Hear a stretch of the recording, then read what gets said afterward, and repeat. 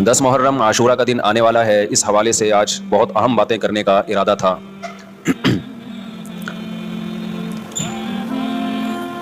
محرم میں کیا کرنا چاہیے، کربلا کا واقعہ اصل ہے کیا؟ کربلا کے واقعے پر تو میں پورا بیان چند سال پہلے ریکارڈ کروا چکا ہوں، لیکن اس واقعے سے ہم سبق کیا ملتے ہیں؟ محرم میں ہم کون سے ایسے کام کر رہے ہیں جس سے ہم اللہ کے غضب کے مستحق ٹھہر رہے ہیں؟ یہ چند باتیں ہیں جس پر انشاءاللہ آج میں بات کروں گا۔ اللہ تعالیٰ ہم سب کو عمل کی توفیق عطا فرمائے اور حق کہنے کی توفیق عطا فرمائے۔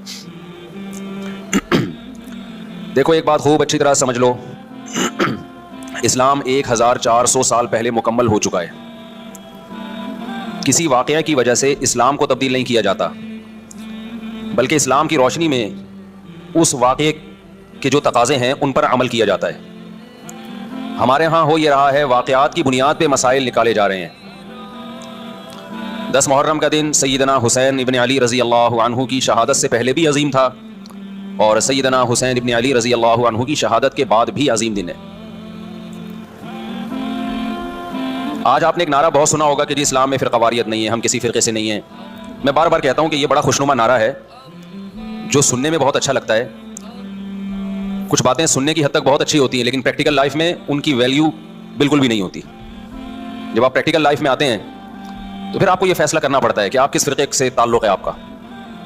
آپ سنی ہیں، شیعہ ہیں، معتزلہ ہیں، مرجیہ ہیں، قدریہ ہیں، ناصبیہ ہیں، کیا ہے آپ کا فرقہ؟ یہ کہہ دینا آسان ہے، میرا کوئی فرقہ نہیں ہے۔ اس پر سب سے بڑا اشکال یہ ہوتا ہے، میں اس لیے فرقے کی بات کر رہا ہوں کہ آپ کو بھی طے کرنا پڑے گا کہ آپ یا تو شیعہ بن جاؤ بھائی، یا سنی بن جاؤ، ایک طرف ہو جاؤ آپ۔ محرم میں شیعہ بنے ہوئے ہوتے ہیں، رمضان میں سنی بنے ہوئے ہوتے ہیں، ربیع الاول میں بریلوی بنے ہوئے ہوتے ہیں، تو پتہ ہی نہیں چلتا کہ ٹکتا ہی نہیں ہے کسی ایک جگہ۔ اس بات میں دو رائے نہیں ہو سکتی کہ سیدنا حسین رضی اللہ تعالی عنہ کو جو کربلا میں شہید کیا گیا، یہ کائنات کا بدترین ظلم تھا۔ جس نے آپ کی گردن مبارک پہ تلوار رکھی، اس کی بدبختی میں دو رائے نہیں ہو سکتی۔ بہت ہی کوئی شقی اور بدبخت جو نواسہ رسول صلی اللہ علیہ وسلم کے قتل کی طرف بڑھا، بہت ہی کوئی بدبخت اور بدنصیب جو کوفہ کے گورنر ابن زیاد کے کہنے پر نواسہ رسول سے لڑنے کے لیے نکلا۔ جو اس ظلم کو ظلم نہیں مانتا، وہ بھی اپنے آپ کو جہنم میں جانے کے لیے تیار کر رہا ہے۔